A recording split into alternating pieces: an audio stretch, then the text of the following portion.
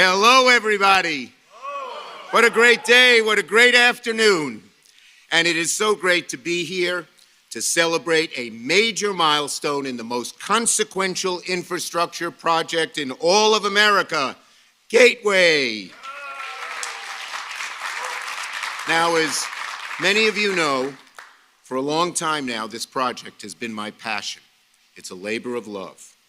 And after many false starts and obstacles placed in our way, Gateway is full speed ahead. With today's new dollars, Gateway's future is assured. Finally, we can say Gateway will be built. So, hooray, hooray, hooray, here comes Gateway. I want to thank Governor Hochul, Governor Murphy, Bob Menendez, Cory Booker, Kirsten Gillibrand, Mayor Adams, Secretary Buttigieg, Deputy Secretary Polly, who worked for me for many years, for all their help on this project. Now, why is this project so important? Because the rail tunnels under the Hudson River are an essential artery that moves countless people and goods along the entire eastern seaboard. If that artery gets backed up, then the heart of our national economy would cease to pump. America would go into a recession overnight. Millions of people would lose their jobs. The George Washington Bridge, Holland, and Lincoln tunnels would be jammed with traffic 24/7. Pollution would increase exponentially. Now, all too often, we as a society fail to look far enough ahead to plan for the worst-case scenario in advance and avoid it, taking real steps to prevent it. But in this case, thankfully, we are looking ahead. We are acting, and Gateway is finally coming down the tracks. Now, my late father, who passed away a year ago, taught me a lot of lessons that still stick with me. He's right here, right now. And the most important was this: if you know what you're doing is right, and if you persist and persist and persist, then you will succeed. So we have persisted, and now we are succeeding. When I started talking about Gateway more than a decade ago, there were a lot of people who refused to see the light. We all remember Governor Christie abruptly pulling the plug on the first iteration of Gateway, one of the worst decisions that any governor on either side of the Hudson has made. We had to start all over again. I worked hard to stand up the Gateway Development Corporation, and we got the states of New York and New Jersey to each agree to contribute 25% of the cost of the project in exchange for the federal government contributing 50%. Thank you, Governors Hochul and Governor Murphy.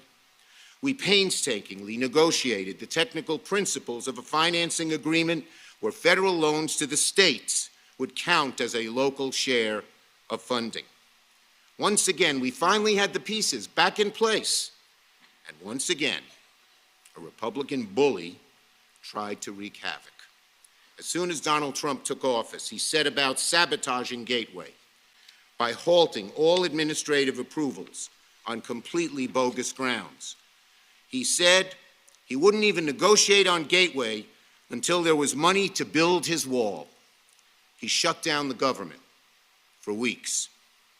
When he invited me into the Oval Office to try and force an agreement to build the wall and then maybe Gateway, I had a few choice Brooklyn words for him. No effing way, Mr. President. Now, that doesn't mean we didn't make any progress during those years.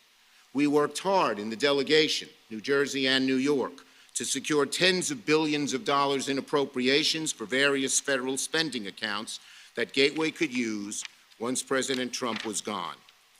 But what I couldn't have anticipated then is that the person who would replace Trump would happen to be the best possible person anywhere to move Gateway forward, Mr. Amtrak himself, Joe Biden.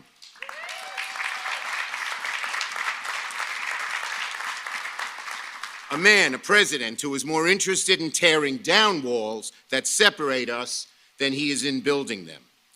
Who, thanks to his deft negotiation and deep relationships on Capitol Hill, was able to transform the cruel illusion of Trump's so-called infrastructure week after week after week into an infrastructure decade that will be funded by the amazing $1.2 trillion Bipartisan Infrastructure Investment and Jobs Act that we passed into law. And we're going to build this infrastructure decade, where are union folks, with tens of thousands of new, good-paying union jobs. All unions, all good-paying. We love you. As Majority Leader, I made sure that the bipartisan infrastructure law included formulas and allocations that will provide ample funding for Gateway and many, many, many other good projects across New York, New Jersey, and across the country. And one of these programs that we got funded is the MEGA program, which is providing the $292 million grant that we are celebrating today to build the next phase of the Box Tunnel. This is the first and necessary starting point of Gateway.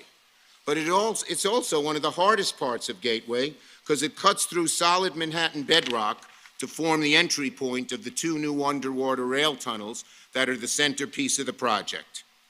Thanks to this historic $292 million investment, led by the President, passed by my Senate and House colleagues, Gateway is finally leaving the station.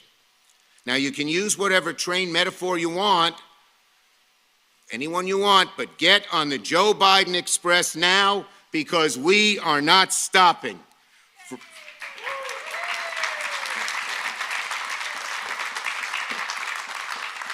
For 4 years, the former president was shoveling you-know-what.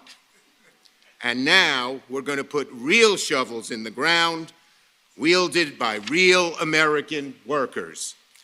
That's the basic contrast between this presidency and the last.